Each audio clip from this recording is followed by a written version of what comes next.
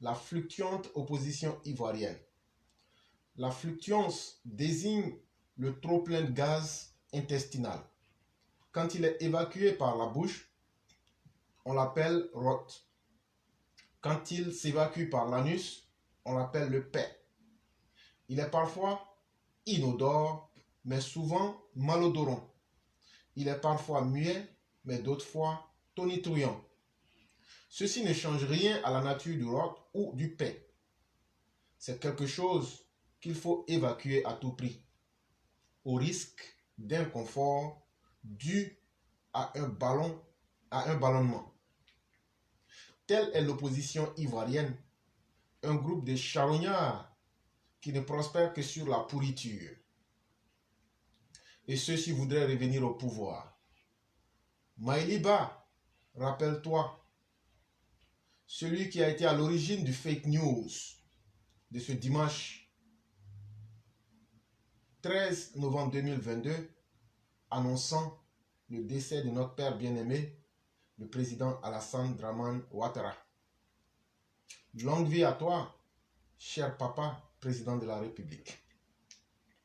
Et pour nos militants qui aiment se faire maltraiter par les émotions parce qu'eux-mêmes sont à la recherche du malheur, je vous dis, continuez à écouter n'importe qui, à écouter n'importe quoi. Mais à la fin, vous deviendrez n'importe qui. Ça, c'est aux militants RHDP que j'ai dit ça. On vous donne les meilleures informations. On anticipe sur les faits. On vous éduque avec des choses ici. Mais non, il va suffire qu'un bouffon, un individu indigne, un individu avec des pensées basses sorte pour vous dire quelque chose. Non, je ne peux plus rester tranquille. On dit Alassane Ouattara est mort. Comment on va faire? Ce que tu vas faire là, il faut te suicider aussi. Et puis tu te mets dans le cercueil d'Alassane Ouattara et puis tu t'en vas avec lui. Toi, on te prend pour faire de toi un surhomme, mais toi, tu veux toujours devenir comme un ver de terre. Les militants du RHDP sont très lamentables. Vous, les militants du RDR, RHDP, quand vous êtes pire que des moutons. Parce qu'en la réalité, il y a des gens qui ne disent jamais rien de concret, qui ne disent jamais rien de vrai. Mais il a fallu ça pour que vous relayez ces informations-là. C'est extrêmement pitoyable. Et tous ceux qui ont relayé ces informations-là, honte à vous. Honte à vous 1000 fois. Ça, vous n'avez même pas réfléchi. Vous n'avez pas pris le temps de vous demander, mais tout ce travail qu'on fait là, est-ce que ceux qui font ça, c'est des gens sérieux? Non, non, non. Parce que comme ça a été dit, mais les vraies informations qu'on vous donne là, vous ne relayez jamais. Allez regarder les informations sur la page du Roi du Printemps. Allez regarder les informations de Sundiata. Allez regarder les informations même sur notre page là. Combien de fois vous partagez? Mais quand il s'agit de l'imbécilité humaine, là ça vous plaît. Et je prie Dieu pour que tous ceux qui partagent ce genre et qui aiment ça, je prie Dieu que Dieu fasse que votre vie soit comme ça. Et je prie Dieu pour que comme c'est ce que vous aimez, c'est ce que vous allez transmettre à vos enfants. Et on n'est jamais dernier, c'est un choix de la vie. C'est aux militants du RDR, RHDP que je parle. Toujours ce qui peut vous rendre faible, c'est ce que vous aimez. Que Dieu vous donne ce que vous souhaitez. Comme ça, vous allez rester tranquille. Quant à l'opposition ivoirienne, qui est constituée d'une bande d'individus aux pensées basses et malodrantes, comme disait notre mère, des brigands, des tyrans, qui ne sont que des carcasses de la misère morale humaine, des bandes décervelées, des cadavres ambulants qui ne souhaitent voir les autres que dans le registre de la mort. Je vous dis bientôt, à force d'annoncer la mort des autres, vous-même vous serez confrontés à votre propre mort. Et je souhaite Dieu qu'elle soit violente et qu'elle soit des plus dures pour vous-même, à commencer par vos chefs, c'est-à-dire Laurent Gbagbo, Soro Guillaume, Henri Konan Bédié, Blé Goudé et toutes les mauvaises âmes du pays. Sachez que ce que vous souhaitez aux autres, on vous dit retour à l'envoyeur 1000 fois. Et s'il plaît à Dieu, votre Laurent Gbagbo va mourir avant Alassane Ouattara. Votre Henri Konan Bédié va périr avant Alassane Ouattara. Votre Soro Guillaume va crever avant Alassane Ouattara. Votre Blé Goudé va trépasser avant Alassane Ouattara. Et vous-même, les opposants maléfiques, des caracas de la mauvaise conscience même de l'humanité qui se prennent pour des guerriers, vous serez mis en terre avant nous. Parce que vous ne représentez rien de positif à l'humanité. Vous êtes la honte de l'humanité et vous n'êtes voué qu'à l'échec. C'est ce que je tenais à vous dire. Le premier sujet a pour titre le salaire de la délinquance politique et le destin des dictatures et des autocrates. À la Russie émasculée et internationalement discréditée de M. Vladimir Poutine, il ne reste plus que l'admiration émotionnelle et servile de quelques néo-dictateurs africains, de leur intelligentsia organique et de leurs avatars des réseaux sociaux qui n'ont jamais su ce qu'est la liberté. L'aventurisme néocolonialiste et hubri-impérialiste de l'autocrate russe qui tentait de dissimuler sa criminelle délinquance politique en Ukraine et en Afrique sous les prétextes fallacieux d'anticolonialisme, d'anti-impérialisme et d'un prétendu combat pour un monde multipolaire, a accouché d'un monde multipolaire à son détriment et renforcé l'OTAN, son imaginaire ennemi mortel. Cette délinquance politique mafieuse débridée, la Russie de M. Vladimir Poutine ressort émasculée, édentée et dégradée sous la Chine, l'Inde et la Turquie. La Russie de M. Vladimir Poutine en ressort militairement dépendante de l'Iran, de la Corée du Nord et d'autres puissances de moindre envergure. L'hubris démesuré, l'orgueil et l'arrogance des dictateurs et des autocrates se payent toujours par leur destitution et leur chute. C'était un texte de notre père Alexis Diet. Sujet numéro 2. C'est quoi la réconciliation? Parlons-en. Quelle est cette notion de réconciliation qui est sur les lèvres de certains Ivoiriens? Réconciliation par là, réconciliation par-ci. C'est quasiment devenu un fourre-tout qui sert à escroquer les naïfs de la République. Disons-le net, c'est une notion creuse, sans contenu, pour ce qui concerne la Côte d'Ivoire sous le régime du docteur président bâtisseur, digne héritier du père fondateur Félix Houphouët-Boigny. En revenant au pays, le criminel de guerre patenté et non repenti Laurent Gbagbo, ancien pensionnaire de la CPI, a indiqué qu'il entrait pour apporter sa pierre au processus de réconciliation. Chimère et arnaque politique. Rien que du vent. Comme à ses habitudes, l'homme est demeuré le boulanger qu'il est. Depuis son retour en Côte d'Ivoire, c'est lui qui est justement surnommé le boulanger en raison de sa propension à rouler dans la farine ses adversaires et partenaires, a été incapable de présenter ses civilités au président Alassane Ouattara. C'est un minimum d'élégance quand on a occupé la magistrature suprême d'un pays. En refusant déjà le pavillon présidentiel, Seplou a déjà annoncé les couleurs de ses heures sombres. C'est pourquoi, plus tard, vous le verrez, faire des discours pour opposer les populations ivoiriennes, mentir et surtout travestir l'histoire. Pas un seul mot de compassion à l'endroit des 3000 victimes issues de sa folie meurtrière de 2010. Il ira même à dire qu'il n'a aucun regret. Et c'est plutôt à lui que devraient être présentées les excuses. En refusant de quitter le pouvoir, qui lui a été retiré par le peuple, le socialiste en pacotille de Côte d'Ivoire et ses miliciens et ses chiens de guerre ont sémé la mort et la désolation dans de nombreuses familles ivoiriennes. Il aurait dû commencer par se repentir. Que nenni. Au contraire, cynique à souhait, il nargue et méprise même les Ivoiriens avec des nouveaux propos comme celui tenu à l'ouest, à Abidjan, et qu'il continue de tenir à travers ses partisans du PPACI. Sans demander pardon, sans faire amende honorable, Laurent Gbagbo en minuscule vit tranquille et se balade dans le pays sur les routes et les ponts construits par le guide bâtisseur Alassane Dramane Ouattara. Cela signifie en réalité que les Ivoiriens n'ont pas un problème de réconciliation qui, en réalité, est devenu un fonds de commerce pour des politiciens en panne d'inspiration et de stratégie politique pour faire face au génie du président et guide bâtisseur Alassane Ouattara.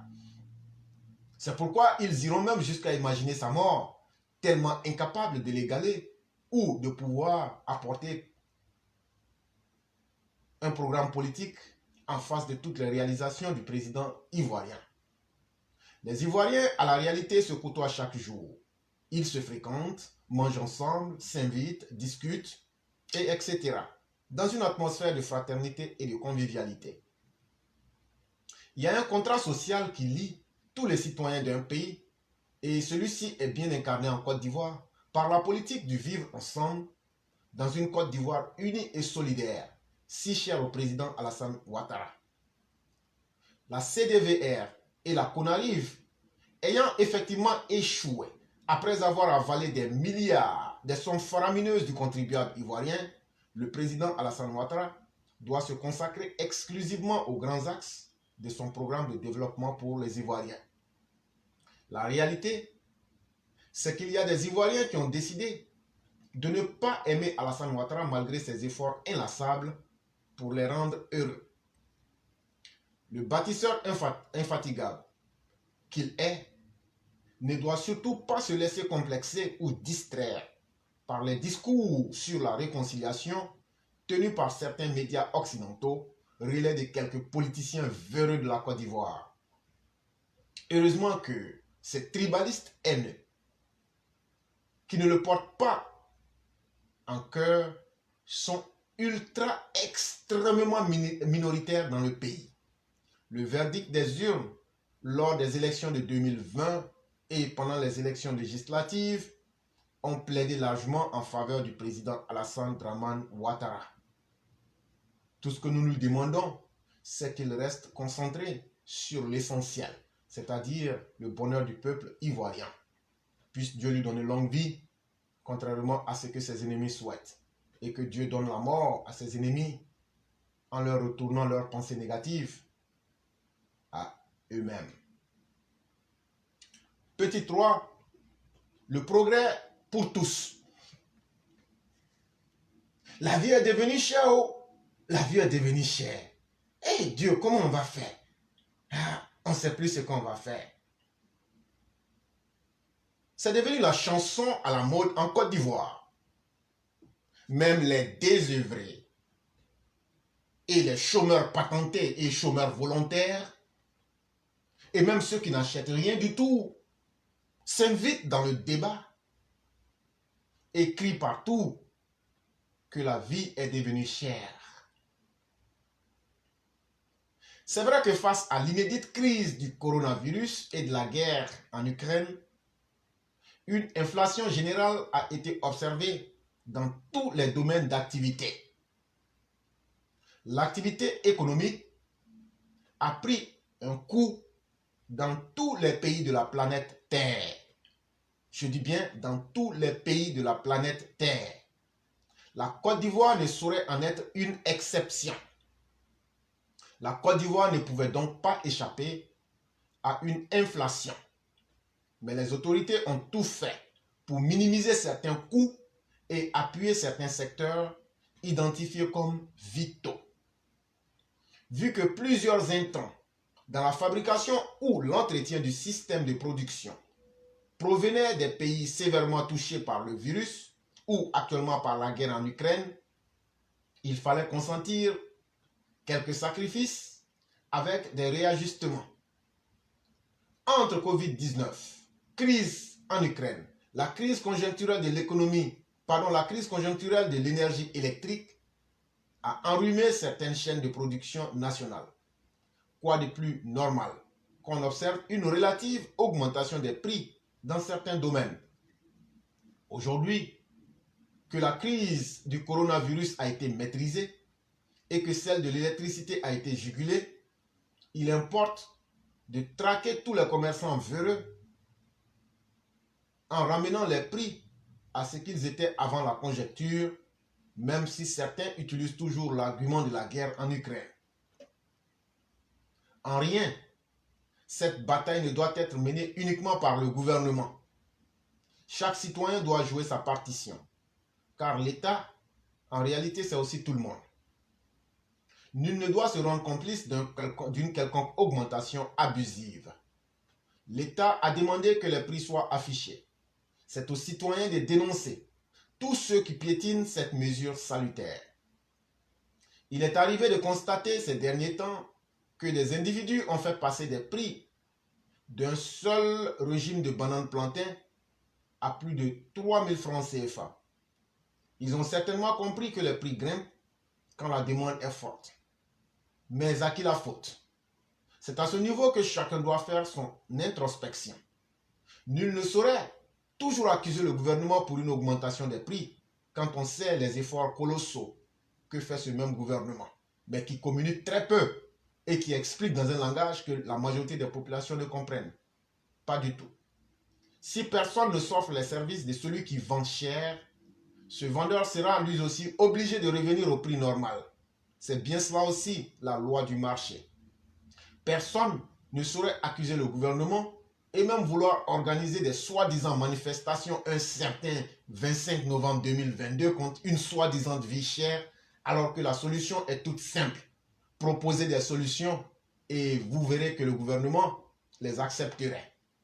Le gouvernement a créé le progrès pour tous avec les routes, les ponts, les écoles, les hôpitaux, l'électricité, les châteaux d'eau, et etc. C'est à chacun de créer son propre bonheur, comme nous l'enseignait un certain Henri Konan Bédié. Personne ne viendra faire ton bonheur à ta place, personne ne viendra faire mon bonheur à ma place, personne ne fera notre bonheur à notre place. De l'extérieur, les gens envient la Côte d'Ivoire et saluent la gouvernance du président Alassane Ouattara. Mais les Ivoiriens, eux, n'ont de cesse de se plaindre. Si c'est bien le malheur que nous cherchons, n'ayons point de crainte.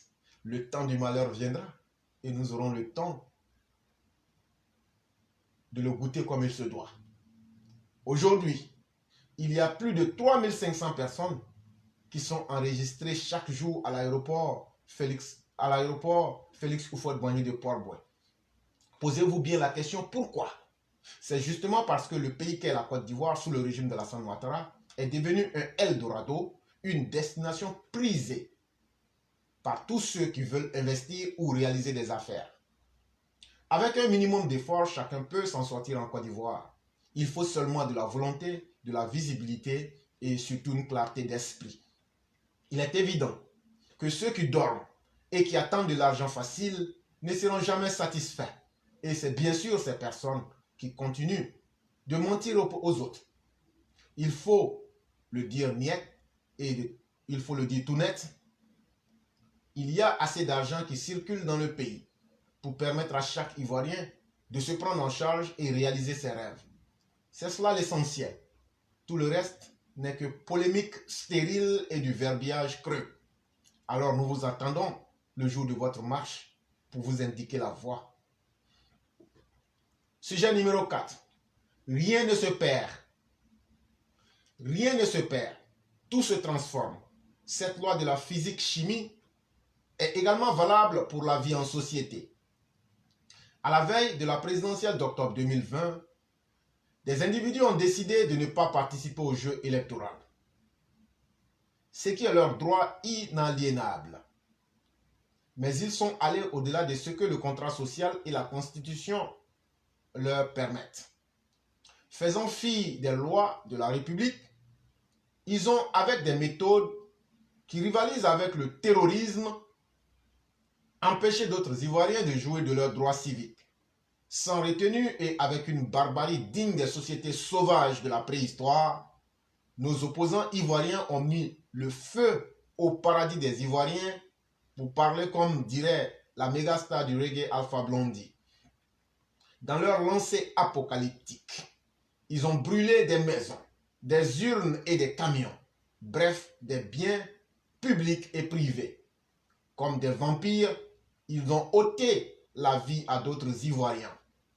Dans leurs égarements d'apprentis putschistes, ils ont créé un conseil national de transition que j'appelais le Conseil national des troubadours, censé se substituer aux institutions républicaines pour structurer leurs actions de déstabilisation du pays.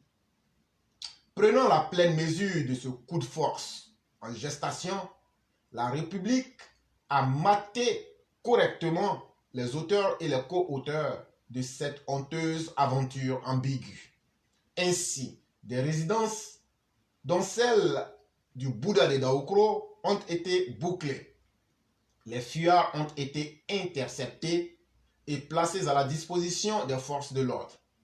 Il est donc tout à fait normal qu'après que les clameurs se sont tus, que force revienne à la loi. Dans cette dynamique, le procureur de la République, Adou Richard, garant de l'ordre public et de la tranquillité dans la cité, jouant sa partition, rien que le rôle qui lui est dévolu par les textes de la République, a annoncé des poursuites en vue de situer non seulement les responsabilités. Les auteurs devront donc subir la rigueur de la loi, mais également réparer les torts et indemniser aussi les victimes ou les ayants droit. 80 personnes décédées attendent que justice leur soit rendue. Rien ne se perdant, ceux qui ont lancé la désobéissance civile et le boycott actif doivent récolter le fruit de leurs actes et assumer les conséquences de leurs inconséquences vis-à-vis des lois de la République. Il ne sert à rien de s'agiter comme le PPACI ou le PDCI le font actuellement. Il s'agit simplement d'assumer ses responsabilités.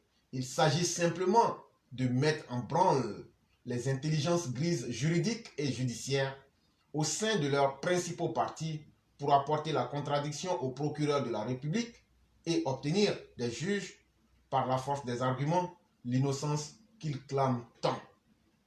Au demeurant, si dans une république, on ne doit pas punir ceux qui ont fait tuer 80 Ivoiriens et des personnes humaines du simple fait de leur statut dans les hautes fonctions précédemment occupées, mieux vaut ouvrir toutes les prisons pour que les coupeurs de route et autres bandits de grands chemins ou les criminels à col blanc qui n'ont tué qu'une ou deux personnes recouvrent eux aussi la liberté.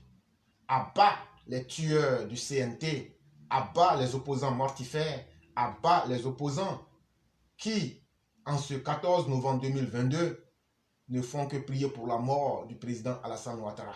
À bas les malfaiteurs, à bas tous ceux qui souhaitent le malheur pour l'humanité, comme Vladimir Poutine. Le sujet numéro 5, qui sera le dernier, a pour titre « Sorocho, le suicide politique ». C'est incroyable mais vrai. Il y a des gens qui croient qu'il est encore possible de renverser les institutions de ce pays qu'est la Côte d'Ivoire par un coup de force militaire. C'est l'erreur de Gawa que vient de commettre le soi-disant commandant Abdoulaye Fofana, l'aide de camp du misérable Soro Kibafori Guillaume. On se rappelle qu'en 2021, la justice ivoirienne avait lancé un mandat d'arrêt contre lui pour trouble à l'ordre public et port illégal du treillis, après de nombreuses déclarations de celui-ci sur les réseaux sociaux appelant à une mutinerie des soldats en Côte d'Ivoire. Ce proche du criminel condamné à perpétuité Soro Guillaume, accusé de complot et vivant en exil depuis plusieurs années, a été arrêté à Abidjan et est détenu dans les locaux de la gendarmerie d'Alban à Abidjan. Moussa Touré, chef de la communication du Guillaume, a énoncé que le commandant Fofana n'était plus en contact avec le camp de Soro Guillaume depuis avril 2021. Chimère. Guillaume Soro lui-même sur Twitter tente de brouiller les pistes. Je le croyais engagé dans une procédure de demande d'asile en France. Non. Sans souhaiter des autorités ivoiriennes que toute la lumière soit faite sur cette affaire. Une réaction qui laisse croire au député Soro Kanigui, ex-président du RACI, que Guillaume s'est ouvertement désolidarisé de son aide des camps. Il faut savoir assumer ses propres turpitudes. Régner ridiculeusement et honteusement son ombre maléfique n'est pas la solution, car l'ombre n'est que le strict reflet. Notre ombre, c'est en réalité nous-mêmes. Soit on est sage, soit on ne l'est pas du tout. Et il faut assumer, a-t-il mentionné sur son compte Facebook.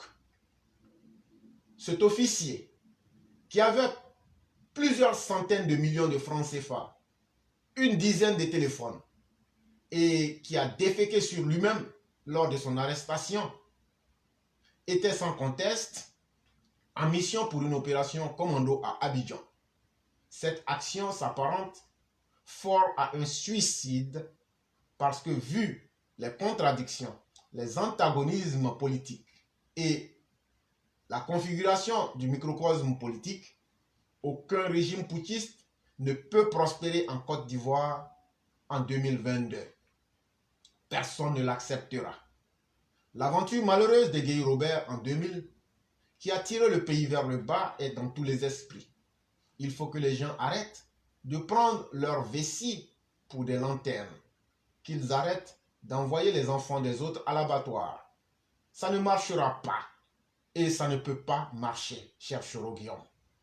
Soro et compagnie doivent hic et nunc entrer dans la République, faire amende honorable et surtout par écrit et officialiser cela de façon vocale après l'écriture, demander pardon à Alassane Dramane Ouattara, comme tous ceux qui se sont trompés lors de la dernière présidentielle. J'espère que tout le monde me comprend bien. Au-delà de cette voie normale, tout autre chemin ne peut être que suicidaire. Alassane Ouattara est indéboulonnable. Logiquement, un homme intelligent doit pouvoir tirer les leçons de ses échecs. Toutes les tentatives de déstabilisation contre le président Ouattara et son régime ont échoué de 2010 à 2022. Pourquoi ne pas changer de méthode et s'entêter à vouloir faire couler le sang des Ivoiriens? Il faut absolument trouver des gens pour faire asseoir Soro Guillaume à terre, pour lui parler et lui donner conseil. Qu'il redevienne sage et qu'il rentre dans la République. Là réside son seul salut. C'est un article qui a été tiré de l'Expression. Sujet numéro 6, qui est le dernier. Que vaut l'opposant ivoirien aujourd'hui? Tout nous aura été désormais servi par les opposants ivoiriens. Pris dans le carcan de leur propre haine, ils sont souvent saisis de l'envie de faire du mal à leurs propres concitoyens. Ce dimanche 13 novembre 2022, nous avons encore une fois été la cible de leur nocivité. Qui parmi nous, les enfants du président Alassane Ouattara, n'a pas eu droit à son quart d'heure de déstabilisation dû à cette terrible et fausse nouvelle annonçant la disparition de notre cher guide inégalable. Les opposants en sont là aujourd'hui. Ils sont dépourvus de toute crédibilité, de tout honneur et de tout humanisme. En somme, ils sont humains que d'apparence. On dira donc qu'ils sont humanoïdes. Que valent-ils désormais? Rien qui vaille. Ils sont impropres, eux et leur leader, à cette noble fonction de président de la République. Nous saurons nous en souvenir, Inch'Allah. C'était un texte de notre mère Blanc. Mesdames et messieurs, je vous dis merci. La présentation étant terminée, je souhaiterais aussi dire à nos militants que je vois qui disent « Ah, Jean Bonnet, il est devenu bon. » Vous faites pitié. Vous faites pitié. Quand je vois des gens qui oublient, qui ne respectent pas leur propre souffrance, et des gens qui vous ont conduit dans les enfers, c'est vous qui venez facilement parce que la personne a changé de langage. Vous pensez que la personne a changé. Ayez peur de ceux qui changent constamment leur langage. Jean Bonnet tout comme les opposants ivoiriens, cherchent aujourd'hui à sécher leurs habits. Tout ce qu'ils disent là, ce n'est pas ce qu'ils disaient en 2020. Ce qu'ils disent aujourd'hui là, ce n'est pas ce qu'ils vont dire en 2025. Mais ça me rend triste quand je vois les militants RHDP, RDR qui distribuent même les vidéos de ces gens qui sont contents, qui pensent que ces gens-là ont été visités par le Saint-Esprit. Je vous dis bon voyage à vous, mais surtout, quand vous reviendrez à la réalité, encaissez durement le choc émotionnel que vous allez subir, mais vous en serez vous-même coupable. Parce que quand vous croyez en tout le monde, quand vous croyez en n'importe quoi, sachez que on ne peut rien espérer de vous-même et vous n'allez jamais grandir. Moi, je n'accepterai jamais de croire en quelqu'un qui est un traître. Je n'accepterai jamais de croire en quelqu'un qui a trahi. Je ne ferai jamais confiance à une personne qui change de langage. Moi, ça, c'est ma position. Maintenant, les militants moutons, continuez. Ne partagez pas les vidéos d'éclaireur pro-vérité. L'éclaireur vérité ne se nourrit pas avec ça. Déjà, là, j'ai fini. Moi, j'ai fini. Ce que j'ai fait là, j'ai déjà transmis une idéologie. C'est ça mon travail. Que vous faites partager ou pas, ce n'est pas mon problème. Je n'ai pas besoin de ça pour me nourrir. Mais continuez à rendre les ennemis de la République plus forts. Continuez à partager au maximum leur message. C'est vous, vos parents, qui vont massacrer. Comme ils ont fait en 2020. On vous parle, vous ne voulez pas comprendre. Continuez à être des moutons. Vous ne serez destinés qu'à l'abattoir. Continuez à être des vers de terre. Les gens vont vous écraser. C'était mon conseil du jour. Moi, j'en ai fini.